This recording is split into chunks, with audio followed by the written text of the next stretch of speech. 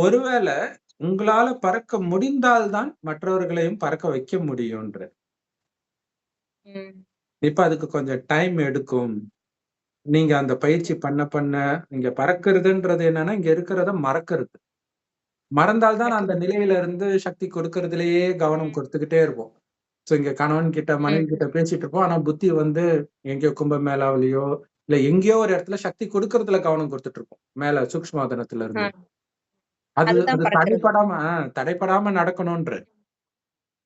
ம். அதான் முக்கியமான விஷயமே இங்க. ம். அதுக்கு வந்து